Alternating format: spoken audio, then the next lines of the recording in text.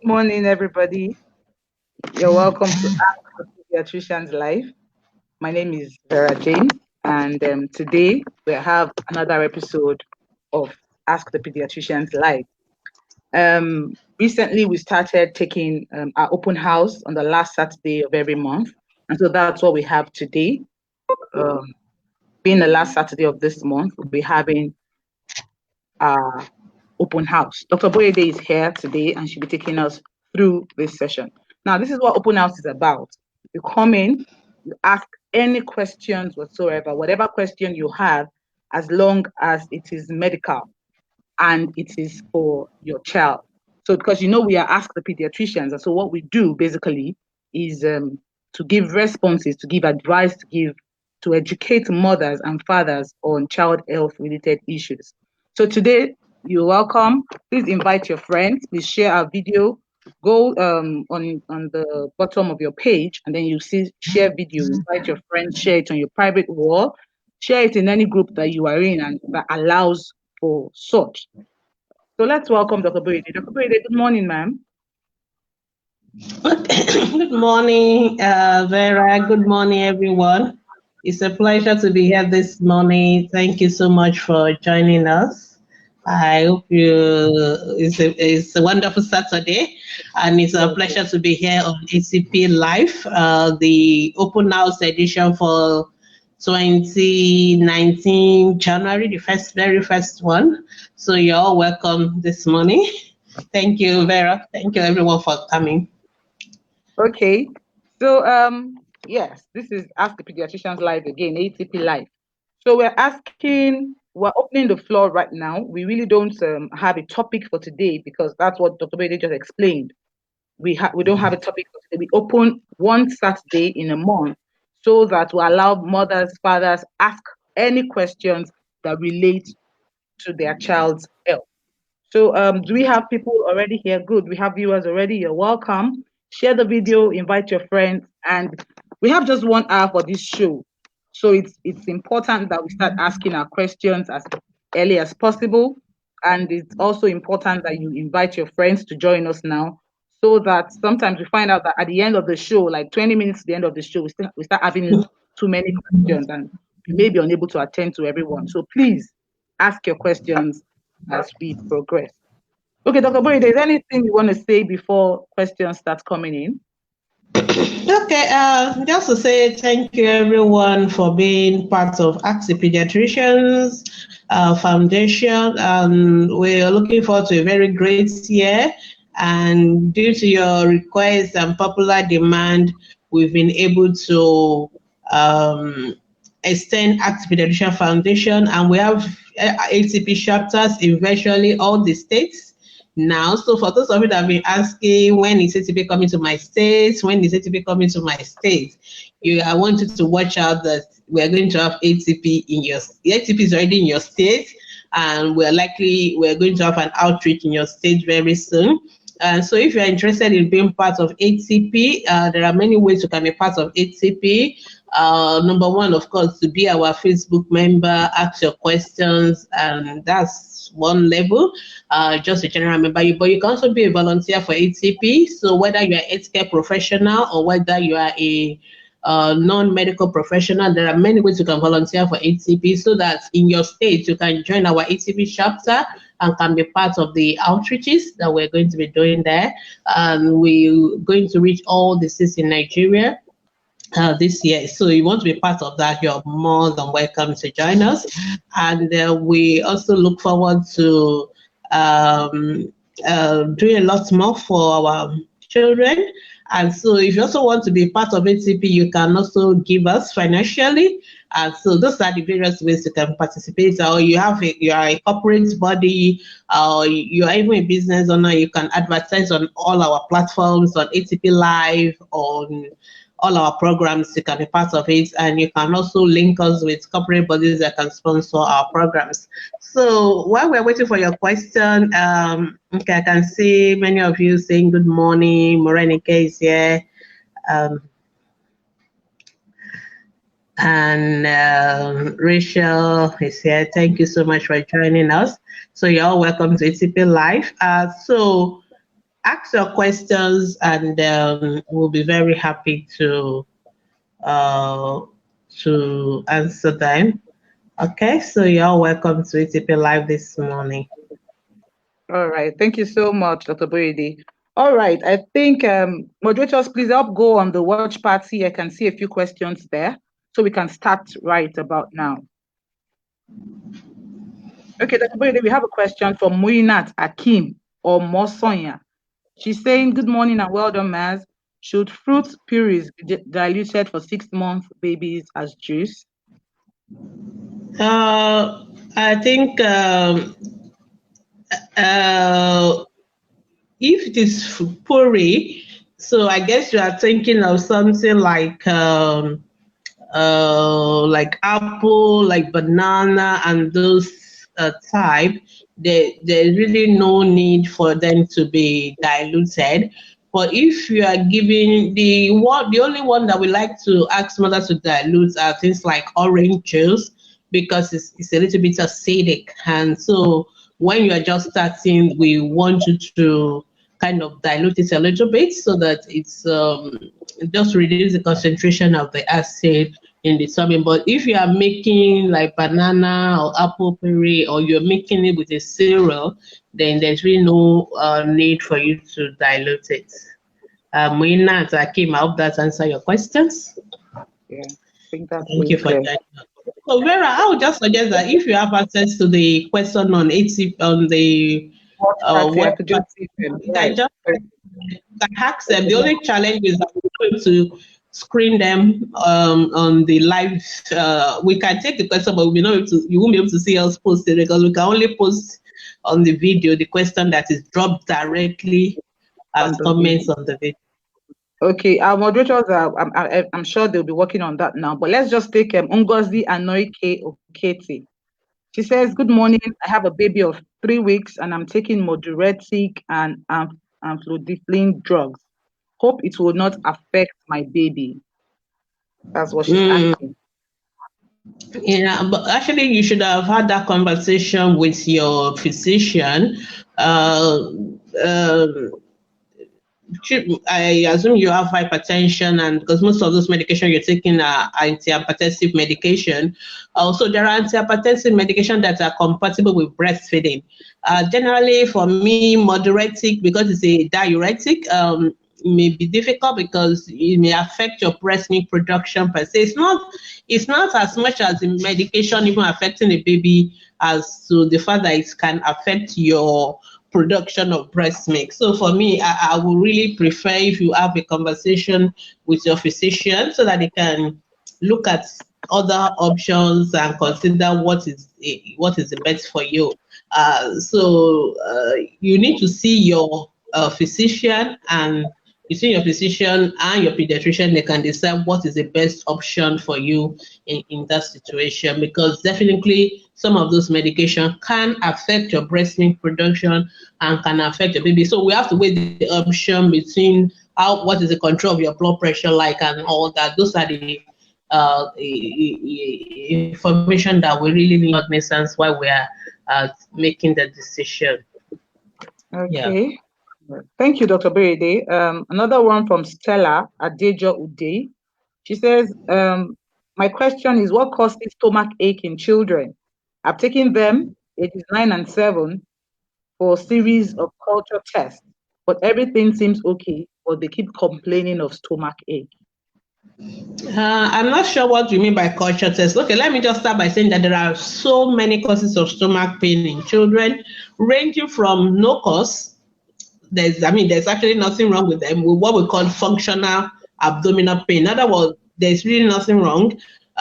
Maybe after we've done all the tests, we find that there's actually nothing wrong. So it's something that just a passing phase. So common things like constipation. When children are constipated, they can also have stomach pain.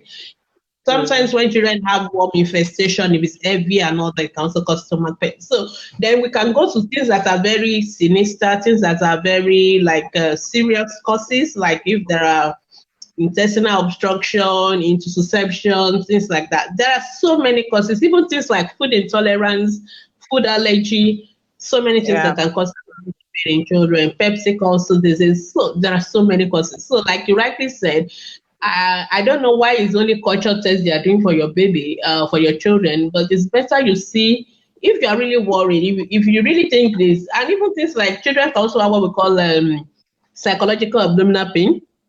Like some Oh, children don't want to go to school, for example, yes, they can. So, for example, children, because children can sometimes have difficulty to separate between their emotional anxiety from yeah, yeah. so you can see a child who is anxious about something. So, but because they couldn't put it to word, they will complain rather of a physical symptom. So sometimes you may want to ask them, is there anything scary? Especially like sometimes, like I always ask parents most of the time when they come to me, this abdominal pain, is it during the school term or during the holidays? So if these children don't have Okay. abdominal pain during the holidays, it is only during school period, then you have to think of things like that. So those are the kind of question that we will ask you and all that. So it is not about gastrointestinal tract problems. It's not about gastroenteritis because I guess that's why they are doing culture. If they are not having diarrhea and all that, that will not stop.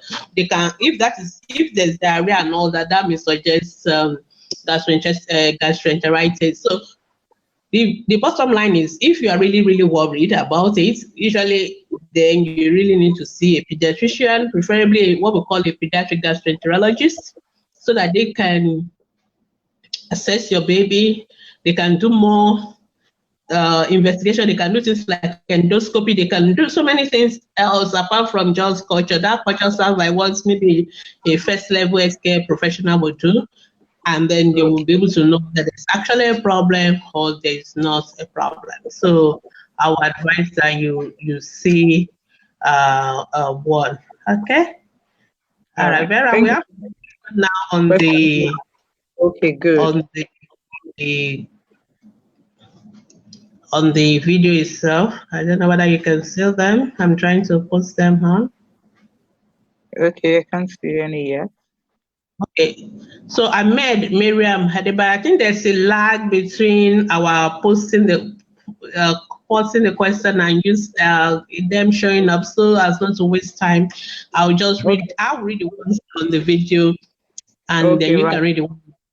So Ahmed is asking, please, can I be giving my 4-year-old daughter vitamin B complex once daily to make her eat well? She's fine, but she doesn't eat well. And at the last time I weighed her, she's 14 kilos. Thank you. All right. So I don't know whether you've seen that question now. No, I haven't. But Um, okay, so I'll go ahead and answer that yeah, I question. can see. Um, Oh, okay. Yeah, you can say now. So Yes. what Ahmed is asking is a very popular question and ask the pediatrician Okay. because mothers or parents generally think when children are not eating, giving them multivitamins will kind of induce the appetite, and I think nothing can be further from the truth. Multivitamins are essential for food digestions and things like that, but they are not really necessarily appetite stimulating medication. Okay, so and there are many reasons why children don't eat. Some children are just what we call fussy eaters. Yeah. Some children they just don't like to eat much food, and there's really nothing you can do. And the worst thing you want to do is to force them to eat, because in that process you are going to actually make them eating the more, and it's going to be a battle, Yeah. and you are going to actually reinforce the habit of not eating at them.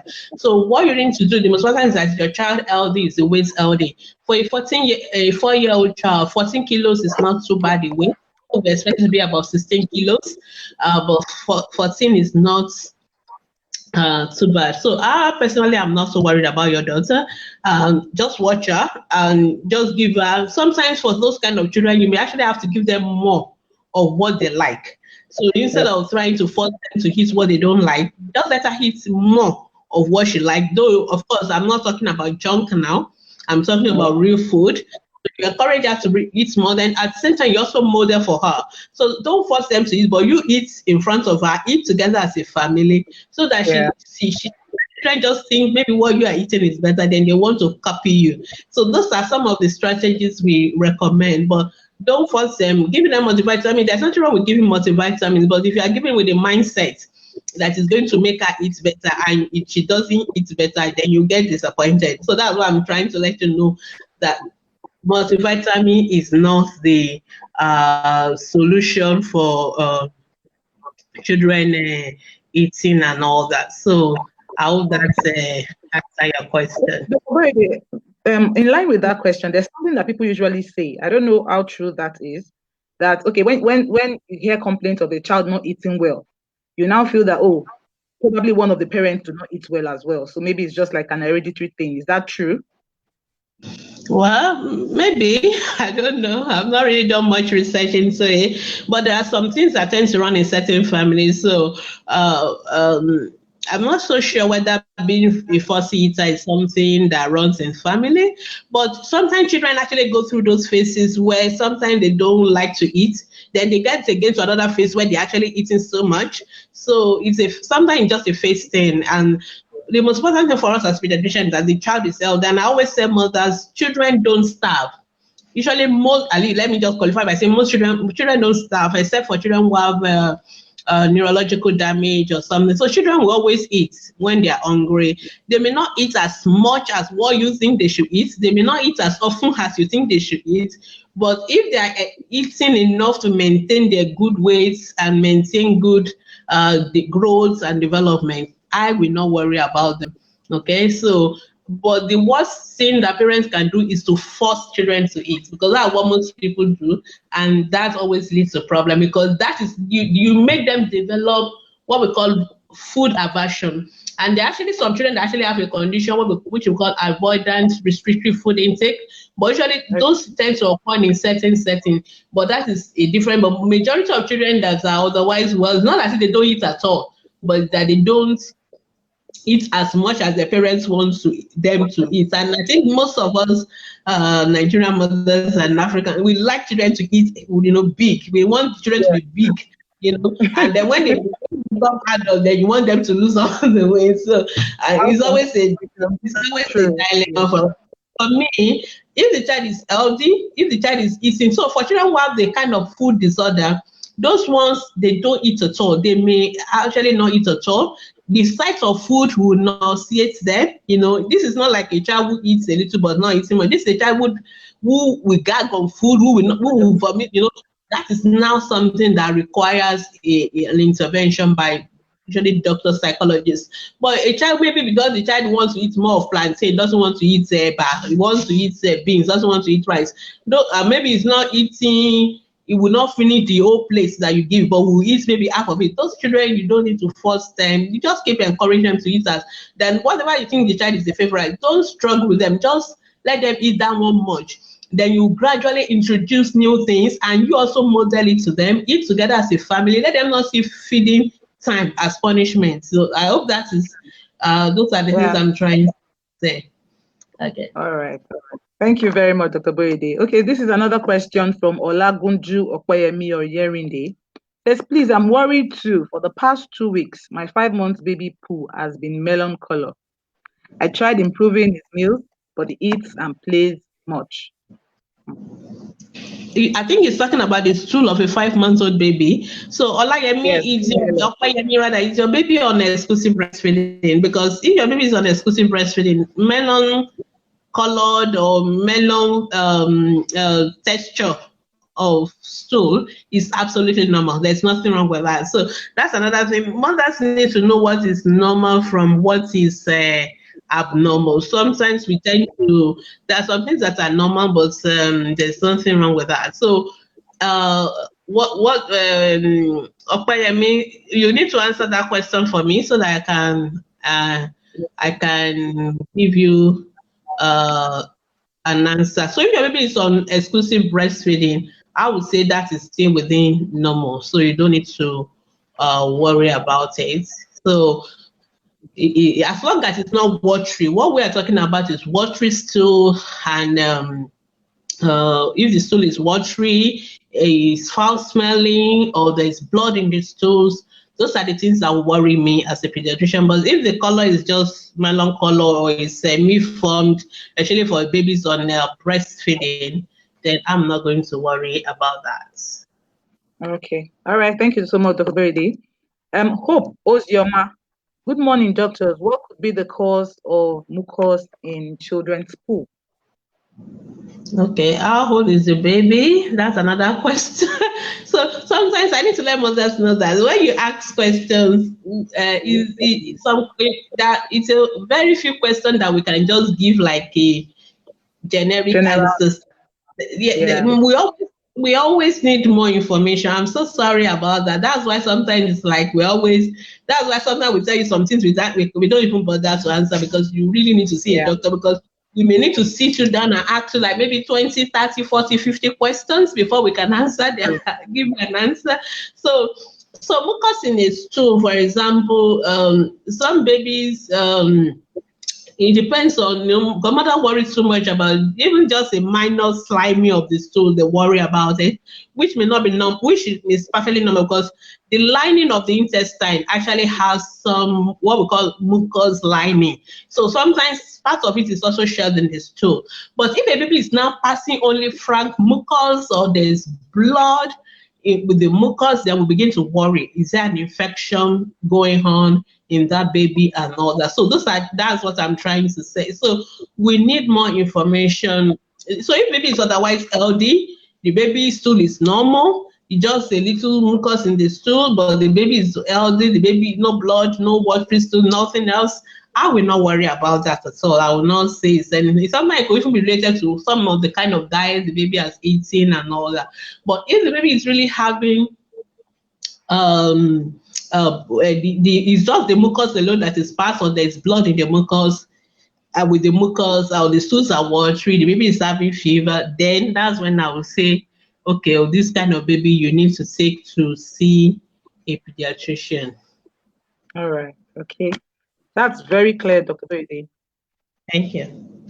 Very clear. Thank you so much. Okay, so Ngozi Anyo, okay, good morning. Please, I have a 3 weeks baby, and I'm thinking, oh, this is the same lady. This question has been answered already. Okay, you answered that already. Okay, you answer it from the What party? watch, Yeah. but I think we have it now. Okay. Okay. My little baby's temperature from Suleiman is high. What's the best drugs? Okay, so I'm sure Suleiman is a relatively new father to ATP because you will know that even the way you ask that question alone, the pediatricians are going to fight with you. Because Very well. I want mothers to know that when your baby is sick, the first thing is not drugs. And that is not how pediatricians think. The way we think is, what is the cause? A baby may be hot because the mother has wrapped the baby too much with clothes. So in that case, the baby doesn't need any drug. What the baby just needs for you to unwrap the baby. So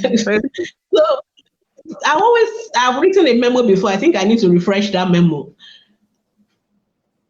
If your baby doesn't need any drug at all, we will be very happy as pediatricians. We are not so keen about your babies having drugs all the time. I know mother, I always say that if I give $1, if I get $1 for every time a mother or a father asks, all they ask you anything about the baby, the next thing is, what drug should I give? And I'm like, how am I supposed to tell you which drug? So for your baby who is having fever, we've had a ATP life of fever before. There are like 1,001 things that could cause fever in a baby.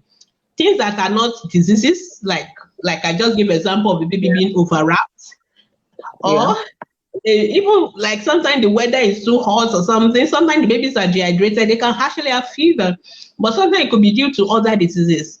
And there are many diseases like malaria, like typhoid, like infections, ear infection, throat infection, so many infections. So asking what best drug doesn't make any, the first thing is, what is the cause? So it is when we know the cause that we can now say this is the appropriate. There's not like a best drug. There's no drug that solves all the problem. There's only one drug for you. So if your baby has malaria and I'm giving you antibiotics, I'm just wasting your time. It's the most expensive or the most powerful antibiotics. So I want parents to start thinking like us. So anytime your baby have any symptom, the first thing is, what is the cause? If you don't know the cause, that is why sometimes we say go to the hospital, because sometimes we need to go to the hospital to do tests, to ask questions, to do all those things before we can now know what is the cause. It is after we know the cause, then we can now say this is the right. And sometimes knowing the cause is not simple and straightforward. Sometimes it is I may have to like 1,001 questions. I may still not know the cause. Sometimes I need to examine your baby to physically touch the baby. Maybe when I open the mouth of the baby, I can see swollen red tonsils. Then I know it's a tonsillitis. So I look into the hairs with my horoscope. I can see pus coming out from the hairs, which you won't see because you are not looking into the. So it takes a pediatrician looking into the hairs, looking into the throat to know where the infection is coming from. Sometimes I even do all the the baby doesn't have any obvious thing apart from that fever. Then I may decide, okay, let me do a blood test. I do a malaria test. I do full blood count, check for. Sometimes I think, oh no. Sometimes I'll say, let me do a urine test. So I'm telling you how we know what is wrong with the baby. That is what we went to study medical school. So that's what clinical. This is clinical methods. That's actually how every doctor works. It is after I've done all that, then I can now, based on the information I have from you, based on my physical examination, sometimes based on the blood tests I've done, I can now say, okay, it is most likely malaria. It is most likely a throat infection. Then I can now say, okay, the baby needs the anti-malaria, this is malaria, or the baby needs antibiotic, this is infection. So that is how we know what's the drug. But there's only one thing you can do is for you now is while you are waiting to see the doctor is to bring down the fever, because I don't want the fever to cause convulsion in your baby. So you can give the baby a bath, you can tap a sponge, you can give paracetamol. Those are some of the things you can do first while you're waiting. If you do that and the fever comes down, all well and good. If it doesn't come down, then that is when you really need to see a doctor, not necessarily a pediatrician, a doctor first. Then they can decide to know what is causing it. And it's after they know what is causing it, that then they will now be able to. I hope Mr. Suleiman, I've been able to help you. Oh, by all means. I'm sure you communicated that clearly. Yeah. Thank you so much, ma'am. Princess Kikelomo. Oh, doctor, is it necessary to cover a baby's head? It's not necessary. I wonder why they do it as well. But sometimes I know why some mothers do it.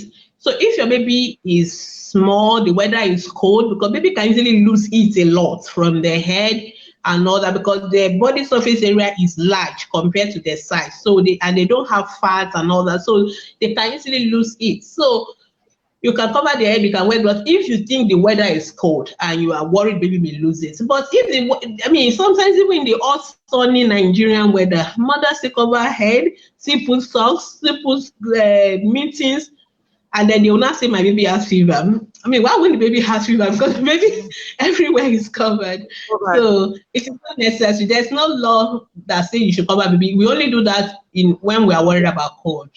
Yes, that's true. That's what we do here. Okay. Do we have any more questions there, or I go back to the watch? Oh, sorry, I thought I posted one. We really need to let Facebook know that they are lagging behind. Yeah. Okay. Please, my baby is 18 months and she's having cough. I've given her different kinds of drugs to no avail. Please, what can I give her? Okay, Insicac, please stop giving her different kind of drugs. I beg you. That's the first thing to do. Don't stop. I hope you listen to the explanation I just gave now. Why? Because what drugs are you giving? Number one, I'm assuming you're giving maybe cough syrup, maybe antibiotics. If you don't, it will not work if the cause of your child's cough is something else. For example, a child can be coughing from asthma. A child can be coughing from tuberculosis, especially if baby has been coughing for a long time. A child can cough from holes in the heart. If the child has a heart problem, there's so many reasons a child can cough. A child can cough from even allergy. A child can cough from respiratory. We talk about cough. Is it last week? I think, is it last week or 2 weeks ago? Yeah, 2 weeks ago. Yeah. So I will advise you to watch that ATP Live. If you want to watch all our previous ATP Live, it is on this Ask the Pediatrician Foundation page. It is on our YouTube channel. You really need to work, because this year I've said that I'm going on ATP Live. I'm only going to be talking about what parents want me to talk about. This is you that determine what we talk about. Yeah. And we talked about cough, and then we also have open house where you can just ask any questions. So that, because sometimes when we're talking about a particular topic, we don't like to take questions that are not related to that topic. Some people don't like that. So that's why we decided that, okay, we'll also do open house at least once a month where it is open. Anything under heaven can be asked. So if you listen to that ATP Live on cough, I really say that we talk about the different possible causes of cough. And some of them don't even require medication. Like if a child has a viral acute respiratory tract infection, the child doesn't need any medication. If it's a bacteria like a pneumonia, yes, the child will need antibiotics. Sometimes the child may have asthma. Asthma medication are quite different. Sometimes it may be heart disease, holes in the heart. The child may need surgery. So it is not, cough itself, and I explained in that presentation that cough itself is not our problem. In fact, cough is a good thing because it's a reflex. And it tells us something is going on in the respiratory tract that we need to address. So if you, that's why we also say, mothers, please stop giving cough syrup to babies below 1 year, because when you suppress the cough, you kind of mask the symptoms, and we don't get, so we don't know that something is going on, and the child is dying from pneumonia. That is why pneumonia is still one of the five topmost killers of our children, because when children have cough and fever, mothers give cough syrup, they don't go to the hospital on time. By the time they are coming to us, it's complicated. We're still our children are still dying. So INSECAC, please stop all the medications you're given. Please take that child to the hospital. I myself, I can't tell you what is causing our cough. I need to listen to the chest. I need to do maybe a chest X-ray. It is from those tests, it's from those examinations, from those tests that I'll be able to say, yes, this is the cause of your child's cough, and this is the appropriate medication. I always make a joke that we doctors, we are not magicians, we are not diviners, we don't have oracle. So we cannot just by saying, if it is only a babalawo, when you tell them my child has cough, they will just tell you this is it, and they will tell you this is what you should do. No, we are like investigators. We have to know, there are many causes. So what they've taught us is how to know based on your investigative techniques, history, examination, blood tests, x-rays, blah, blah. Then you can know.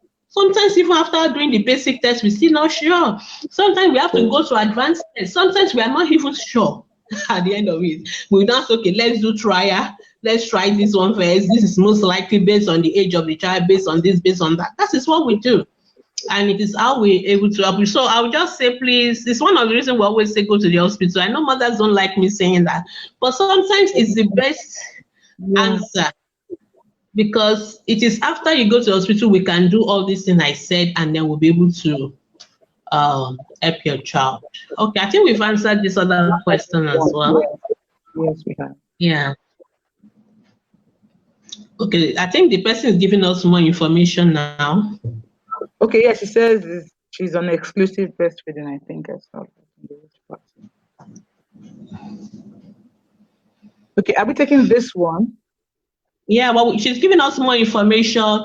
The person that asks about her baby is a food change from melon to light green, and she thinks it's insufficient feeding. Yeah, it is, yes, normal. Exactly. I don't think you need to worry. The melon color one is the normal one. The green one is the starvation one. So I guess when you had that, you've increased the feeding, I believe. And now it is, so that is perfectly normal. So you should not worry. Thank you so much. All right. Okay. So that question is covered. Can we go back to the other question? Which one? There was one on the screen now. It's a fresh question, I suppose. Yeah, it's the same question. It's the same. It's one of the ones we've answered. It's just a continuation of it. Oh, right. It's still on the melon. Can you see the one I'm showing now? Yes. She says she's trying to view on complementary feeding, but she's unable to. About to round off exclusive breastfeeding and useful information on complete is highly appreciated. Oh, okay. Okay. Okay, she wants Titi Lopai wants to know how to get to view our information on complementary feeding. Yeah, that's what I was going to tell her. So Titi Lopai, we have units on our Facebook group. So if you go to Facebook group, if you are going on your phone or if you are going on your laptop or tablet, just go to the menu section where they listed things like group discussion, photo, videos. You will see a section called UNITS. Click on that, units. If you click on that, it will show you unit 1 is on breastfeeding, unit 2 is on complementary feeding, and it has a set of things, videos, readings and stuff. So you get everything you need on complementary. If you are still confused, just post this question on the group. One of our moderators will give you that link so that it will make it easier for you. Okay, I think I've answered the question about the cause of mucus in the stool. So let's move on. Okay, I think we've answered this question as well about stomach ache. I think those are the question you took directly from the yeah. Okay, so I think we can move on. So if you are just joining us and we've answered some questions and you don't know, I will encourage that at the end, this video will be rebroadcast on our group. It will always be on the page. It will always be there in the video section. So you may need to go back and watch them so that we can answer other questions coming up, because if you keep repeating questions, we will not have time to answer. I think we've answered this melons too. Can we please stop posting the question again?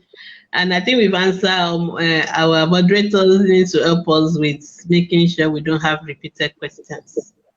Okay, let's move on. So if the question had been answered before, I will not bother posting it again.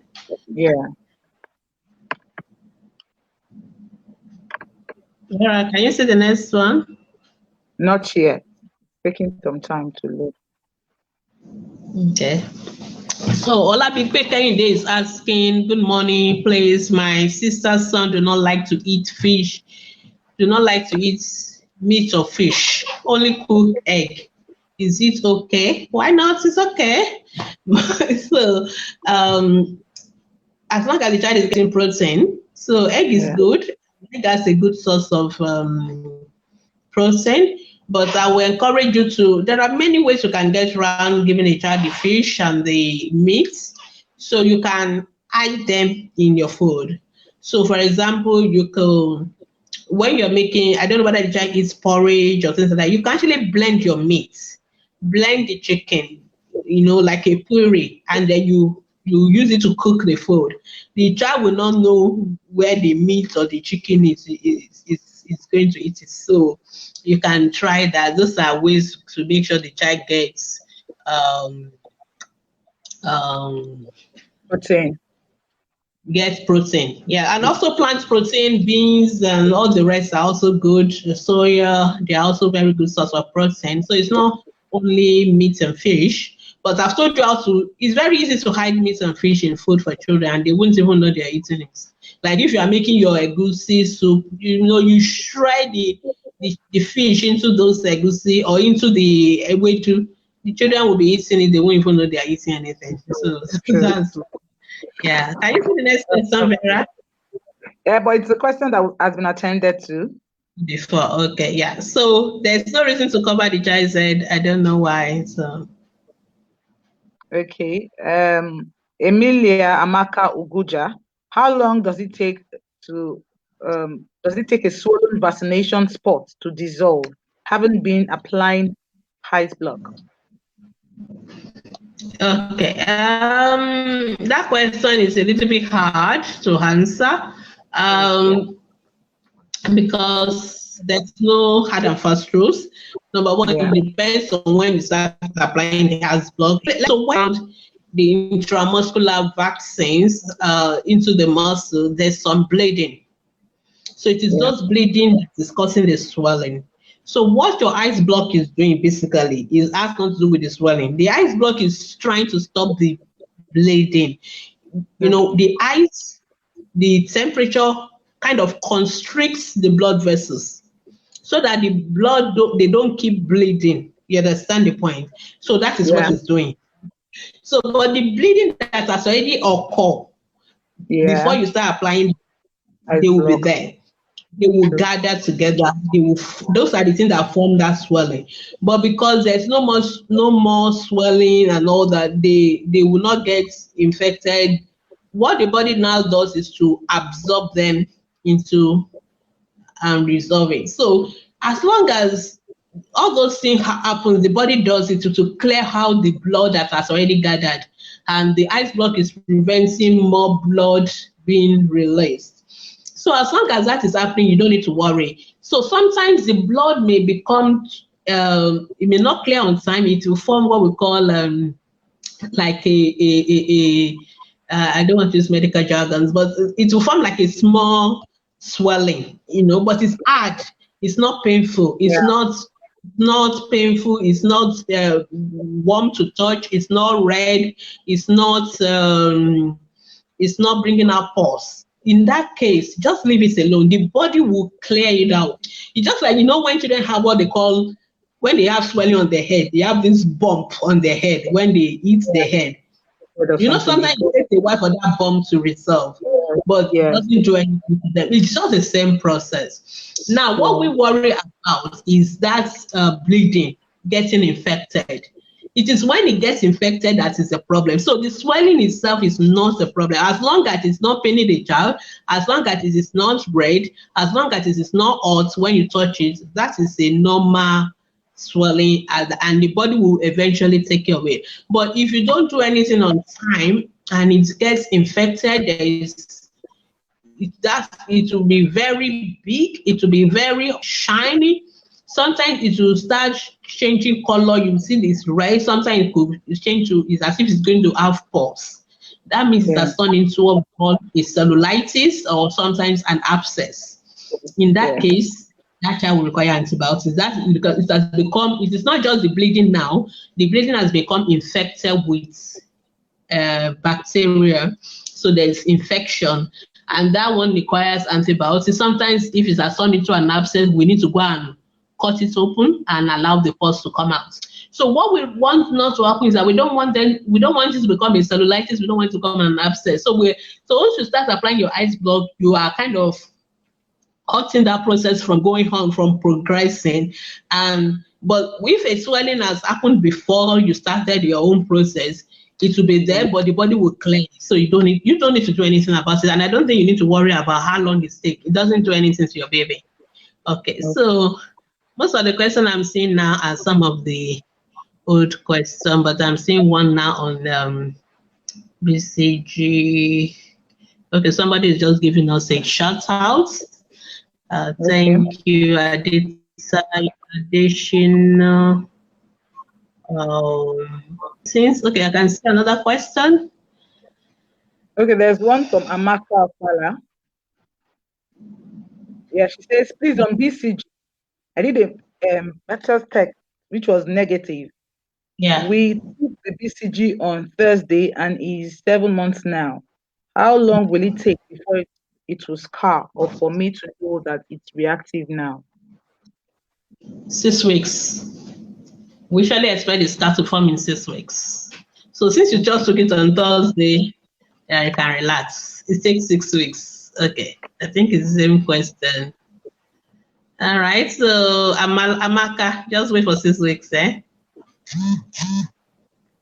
Okay, so Ogechi is asking a question. I don't know, it's taking forever to come up. Yeah, okay, I think it's coming up now. How to treat?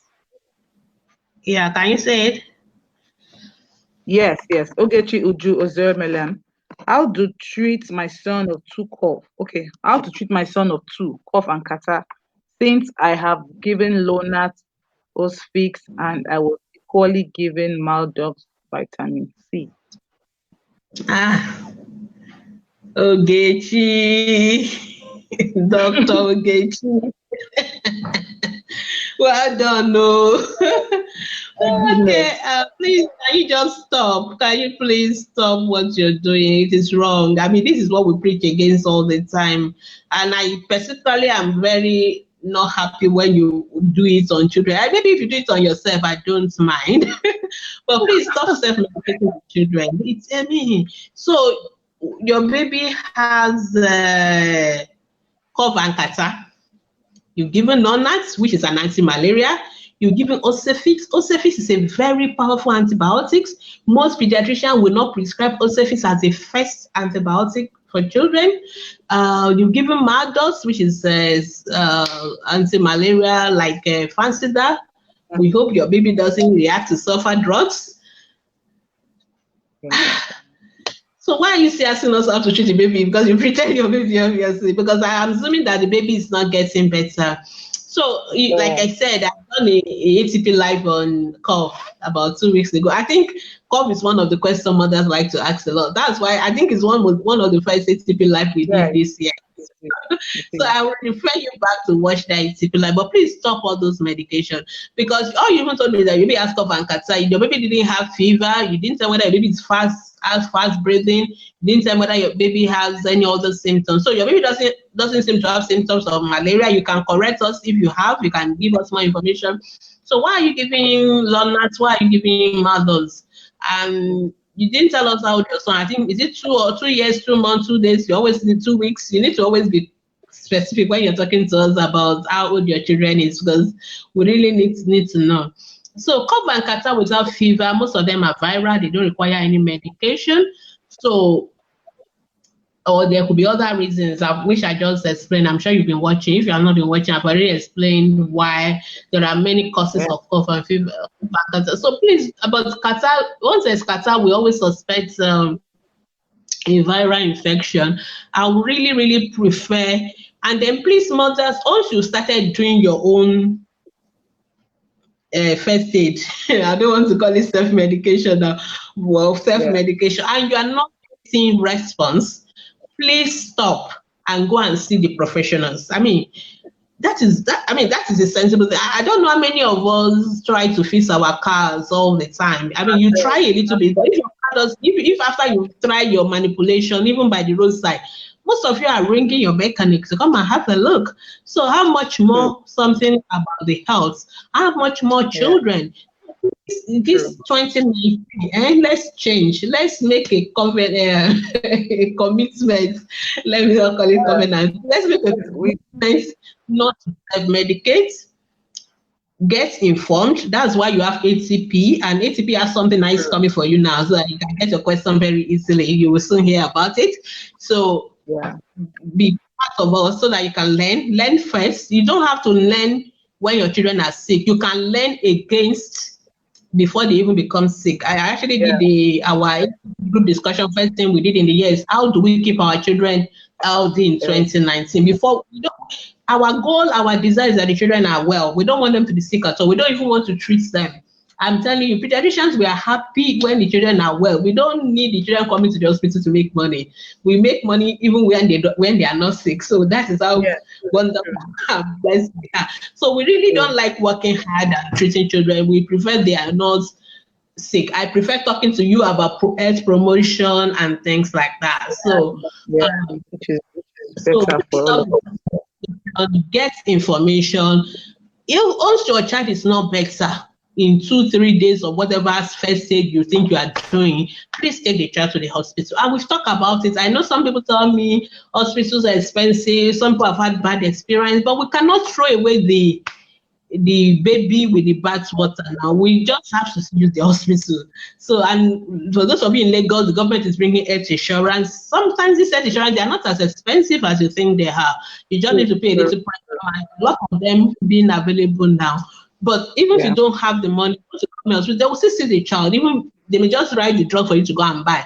And sometimes they will see your child and they will tell you there's really no need to use medication. So please don't do self-medication. I think you should take your child to the hospital because you've really done, I think you've treated. And the problem I have with those medications on a serious note is because you are creating room for what we call drug resistance. So when your baby now needs anti-malaria, none of that will not work anymore because you have used it when your baby doesn't need it. Or when your baby now needs antibiotic, we may not be able to use Osefix because your baby is going to develop antibiotic resistance. And that is why we don't want you using medication when they are not necessary. I hope that is clear. So it is not because we want you to, I mean, we are trying not to, we don't want you to do our work. Anyway, that is okay. But then it's not because of us, but I'm saying it's because of your own child. Drug resistance is a very serious problem. It's one of the danger that WHO has identified now because we don't have new drugs. So any child who is resistant to what we have, there's nothing we can do. Very dangerous. And I've been there, we've been there when you use all the drugs and the child will just not respond. So we don't want to get to that situation. What are we going to do? We are not really getting new drugs. So if children are resistant to what we have, there's nothing we can do. So the best thing is to prevent drug resistance, especially by making sure, please, others, these are our habits. It's a Nigerian thing. Going to the shop, buying snacks, buying for every little thing, every cup, every category, stop it. You are not helping those children. I'm serious. You are not. Stop it. Don't use antibiotics without a prescription. Let the doctors now say use it. Then use it. I know some of you will also tell me that some doctors, if that's all they worry right for you, maybe you need to change your hospital. If your doctor is always the malaria typhoid doctors, that's the only thing they see. You need to change your hospital and see proper doctors. Seriously. So I hope that's Dr. Brady, we have just 1 minute. Okay, so let's quickly take Theodora's question. Theodora Runo Otegbiku. Good morning. My 2-year-old daughter doesn't really chew her food. She stirs the food in her mouth while eating. We have to talk and talk before she swallows it. Is there anything I can do to make her chew? Well, some children do that. It's an habit. I will not worry about it as long as she will eat the food. I think people should just leave her alone. Sometimes when you pay too much attention to certain things, the children, you are actually reinforcing the habits for them, so they will keep on doing it. So I would just say, leave her. As long as she's eating the food, she will swallow. It's just that sometimes initially it may really take, I know parents, it will be hard for you because it will slow down your day, but just leave her alone. As long as she eats the food. Some children don't swallow the food. It doesn't cause them any harm. As long as they don't choke on the food, it won't cause them any harm. So you may help her by making sure you cut her food into tiny pieces so that she won't choke on it, but it's not a harm. The body will still digest the food. But if the child also has other developmental problems, apart from that chewing, you need to see a pediatrician because sometimes we see it in children who have other developmental challenges. Okay, so our time is up, and I think Vera will just quickly run through all the questions. Okay. So those ones that have come in before 10 o'clock so that we can go. I mean, before 11 o'clock. Sorry, I know my own time I'm 1 hour behind. So, somebody said my 2-month-old baby sleep folding her knee. She does only when she's sleeping. She doesn't fold it when she's active. Yeah, I think it's an habit, Gladys. I don't think you need to worry about that. So I won't worry about that. Just to say that if we don't answer your question because of time, obviously we always have this dilemma every time. It is when we're about to run out that all the questions start coming. I think we should start coming in before we start. Maybe we'll start putting our questions, our page open for questions before we start so that we have the questions already. So somebody is asking, my baby has not stood for 3 days. A 1-month-old baby has not stood for 3 days. She's on breast milk only. What can I do? Nothing. It is perfectly normal. Please don't do anything. It is perfectly normal for a 1-month-old baby not to pass through, especially if the baby is on exclusive breastfeeding. They may not even pass through for days, even up to 2 weeks. As long as baby is well, baby is not having abdominal pain, baby is not, tummy is not swollen, the baby is not having any other sign of illness, it's perfectly normal. So you don't really need to do anything. Please don't give any drugs. Don't go and put something in the bum. Just leave the baby alone. The baby will be fine. Okay? All right. Asking me, Bukola is asking, how do I treat asthma? I mean, that's a whole topic. And there's no way I'm going to answer that question in 1 hour.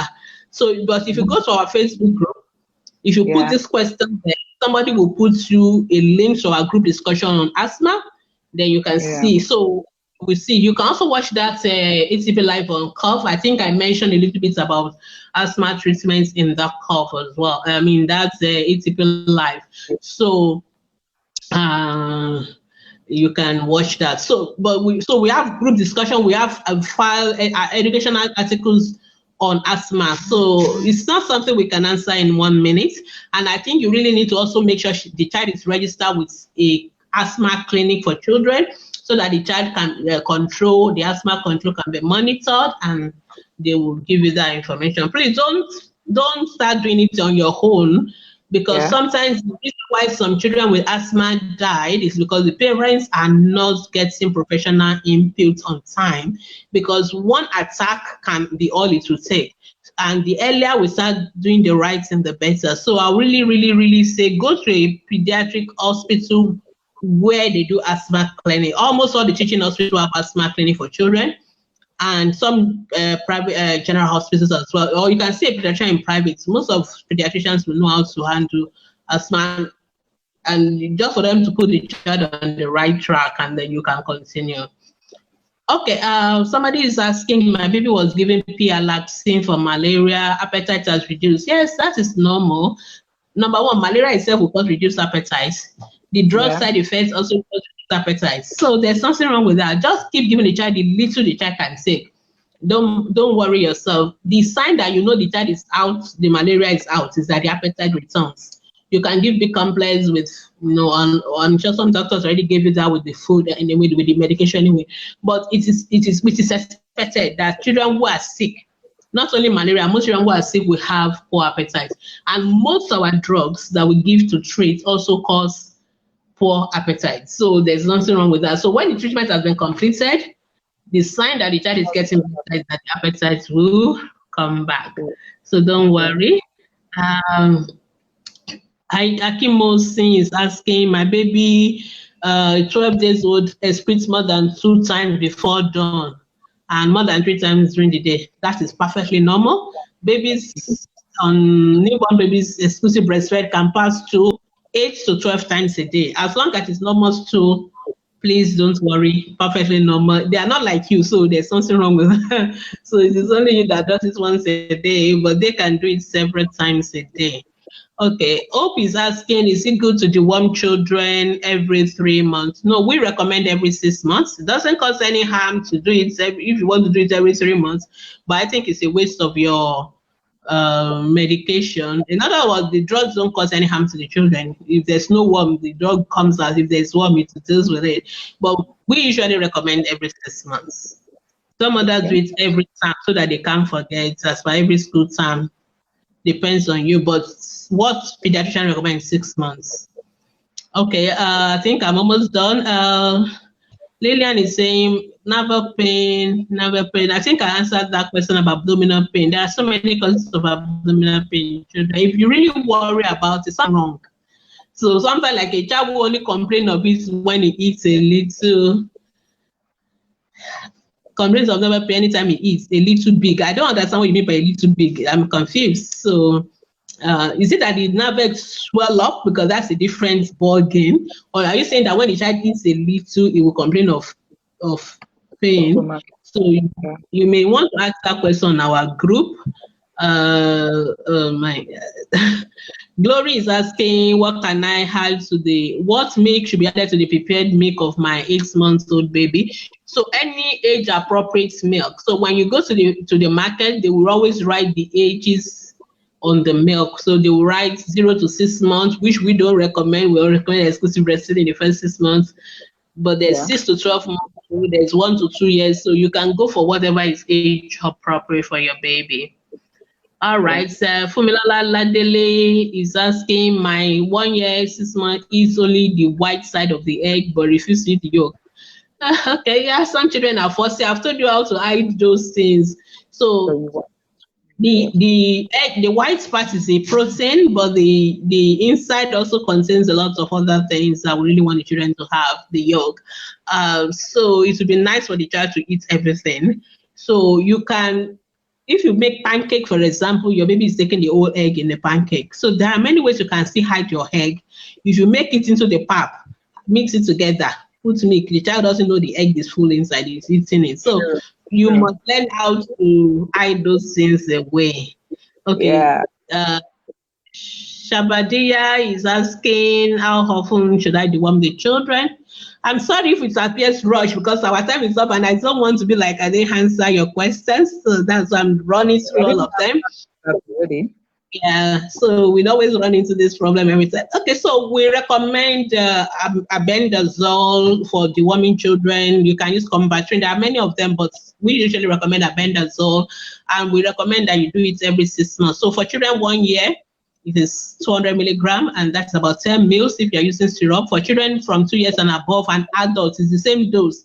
For deworming, it's the same dose for children and adults from 2 years old and above. It's 400 milligram. That's either a 400 milligram tablet or 20 mils of the syrup. So that's what we recommend, and we recommend every 6 months. So, okay, Amaka is back and asking about complementary. Amaka, you really need to go and do. Okay, you can go and do the complementary. I always say before you ask question about complementary, you must go and do that course on complementary feeding because it's so good. And your question tells me you've not done the course because you say your baby rejects all the cereals and baby food, but eats your own food. That is actually complementary feeding. The baby is actually listening to the pediatrician and is doing what the pediatrician recommends. We actually don't want your baby eating the fancy. I know one mother said they always want to buy those fancy cereals in the shop and give it to the babies, but the baby is eating the local food, which is what we actually prefer. So what is the problem? The baby is fine. Please give the baby the local food. You can eat the cereal if you want, if you really want to buy it. The baby is even saving you money. It's saving you plenty of naira. So buy yam, buy the local food. It. So mothers make that mistake all the time. I get that question all the time, and I always like, seriously, what is your problem? Nobody said it's complementary feeding is buying cereals cereals from the store. I know the people that sell them are not happy, but that's the honest truth. We really prefer. So you can imagine if your baby is from 6 months already eating your own food, you are not going to have problem with that baby at 1 year. But those babies that always have problem are babies that mothers force them to eat only the cereal and the pap, and that's all the baby eats from 6 months to 1 year. Then when the baby becomes 1 year, they want them to start eating family food, and the baby doesn't want to eat the family food. Then you now start asking the pediatricians again, what do we do? So we actually want you to use if you go through the complementary feeding course, there is no food that you cannot use as complementary feeding for children. The same food you eat. The only thing is that the texture, when you are starting for a 6 month old, a 7 month old, is a little bit softer, lighter, not solid. Then it's more porridge like semi-solid. Then as they get to like 9 months, you start giving them things they can hold in their hand, finger, feel. By the time they are 1 year, they should be eating from the family pots. That is the synopsis of complementary feeding. So your baby is doing absolutely fine. The only extra thing, make sure you are still breastfeeding until 2 years. So that's what we recommend. All right. Okay. Shabadia is asking me, how can I slim down? I think that's the wrong question for pediatrician. This one is about us. It's about children, not about you. So you can ask on the ATP family page. They will answer. Margaret is asking, my baby is constipated. The question I would say is, why is your son constipated? What kind of food are you giving your child? So we start from them. Are they taking fruits? Are they taking vegetables? Are they taking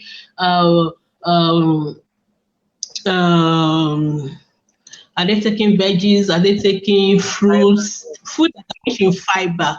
Are they taking lots of water? So those are the things you need to address first. So because once you give them the right kind of food, rich in vegetables, fiber, fruits, they will not be constipated. But if you're only feeding them with biscuits, what else? All those junks, and that's all they eat, and all the cereal, no water, no fruits, no vegetables, they will be constipated. So you really need to work on that as well. So, but if the baby is still constipated, there are medication that your doctors can give you to let the to deal with the constipation first. But the best thing is not to even do is to prevent the constipation from taking place. All right. Okay. Somebody is asking me whether somebody asked a question about the uh, swelling from the injection into the thigh. Can it form in 3 days? It's possible. Anything can happen. If it's a bacterial infection gets into it, it can happen in 3 days. But I've told you what to do to prevent. And if it has already gotten infected, then you really need to see a pediatrician because it requires antibiotics and it has to be aggressive antibiotics. Okay, somebody is asking, how do you treat body odor in a 10-year-old? You can use the deodorants because usually from 10-year-old they are getting into adolescence, so they can have some body odor from the hormones and all that. So there's no big deal. Just make sure they maintain good hygiene. They take their baths daily. Sometimes they don't remember. You have to remind them. And apart from that, deodorants for them, and that will do. But if you think it's really beyond normal, then you need to see people like Dr. Nwama, the pediatric endocrinologist, for further. But average body odor, nothing big deal. You can just deal with it the way you would deal with it in yourself as well. Okay. All right, Aisha is asking, thick white vaginal discharge in a 5-month-old. It's a normal thing. She doesn't urinate as much, though I just introduced PAP to her. So she doesn't urinate as much, may be a reflection of the fact that maybe you're not giving her water, because once you introduce PAP, then you also introduce cereals, you need to be giving water. But that's 5 months is too early. I mean, mothers, please don't be in a hurry. I don't know why we're always in a hurry. Please do exclusive breastfeeding for 6 months. We have our reason for recommending the 6 months. So there's no hurry. So maintain your exclusive breastfeeding for 6 months. That's what we recommend. If you are really sure the vaginal discharge is white, it's normal, because some babies, though I would expect it to be in the newborns period, But if it is smelling, if it is yellow, if it is itchy, you really need to see a doctor, because that may suggest vaginitis. And not necessarily the child has been abused. It could be as a result of your nappy. If you are not changing your nappy on time, bacteria from the stool, they can travel to that area and cause infection, and that can lead to that discharge. So I'm taking your word for it that is really white, because white could be normal physiological discharge, which is as a result of the mother's hormone. But it's commoner in the newborn baby. It's not that by 5 months, the mother's hormones should be wearing out, but it's not impossible. It's not impossible, but if it is smelly, if it is yellowish, if it is itchy, if there are redness around that area, that suggests more of what we call vaginitis infection, and you really need to. Okay. She has answered me. Say she's not the one that prescribes medication. Better then. But you didn't tell us that you didn't tell us you went to the hospital and then they gave you medication. You see, we can only answer questions based on the information you gave us. So if you didn't give us, you just take off Katan. I've given this, I've given that. So don't blame us if we didn't know. Okay, thank you for clarifying that. And then she also mentioned that it's because the child also had fever. So you are now, it's now error. So you really need to give us complete information. If not, we will assume, sorry, and sometimes our absorption may be wrong. So you went to.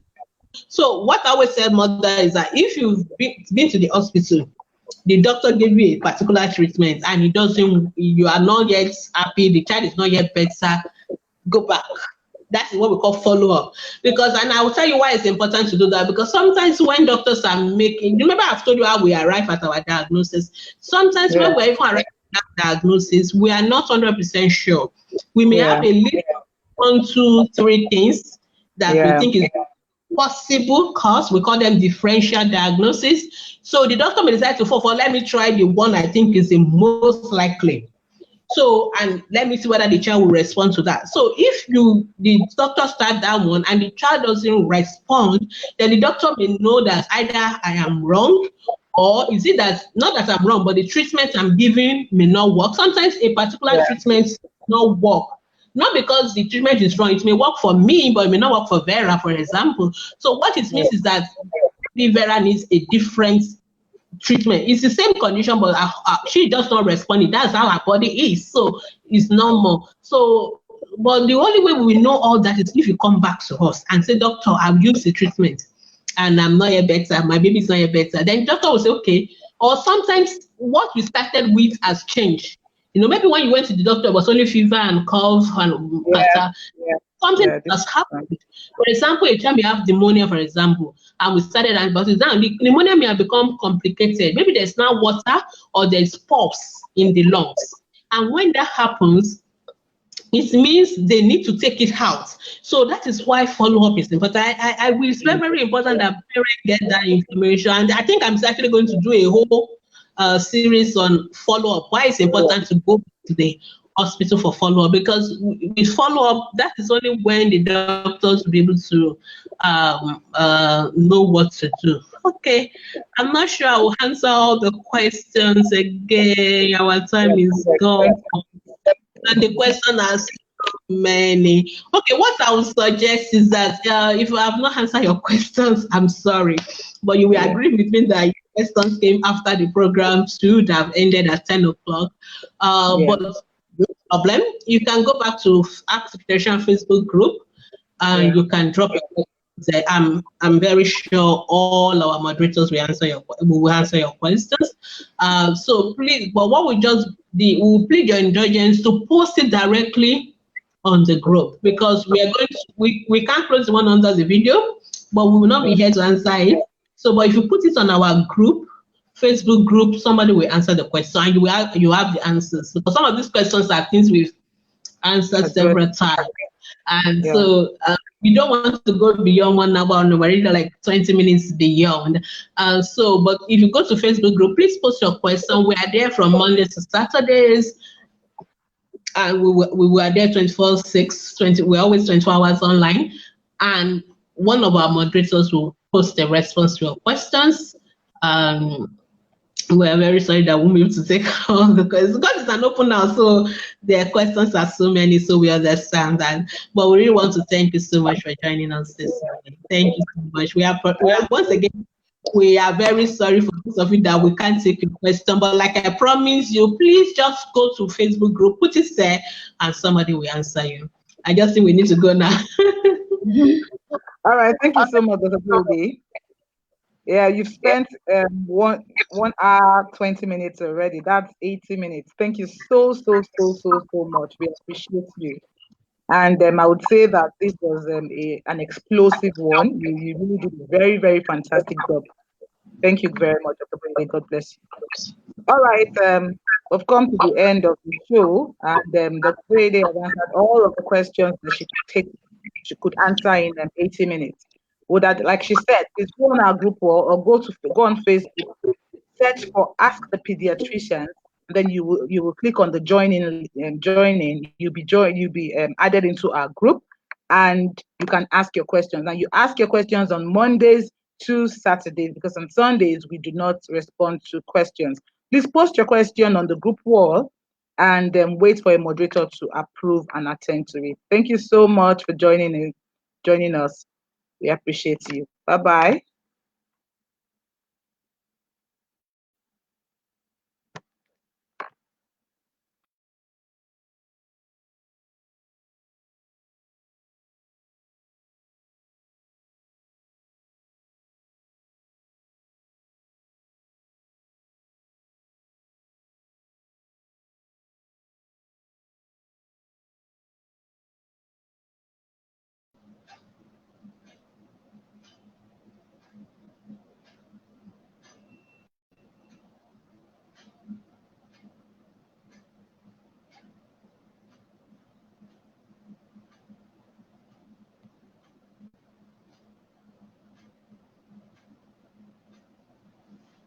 Okay, so thank you so much, everyone, for joining us, and we hope to see you next week. And we hope that we'll be able to have a more fruitful discussion next time. Thank you so much. And once again, this program has been brought to you courtesy of Ask the Pediatrician Foundation. And we are always online, and we always look forward to answer your questions. So thank you so much, and have a wonderful weekend. Bye.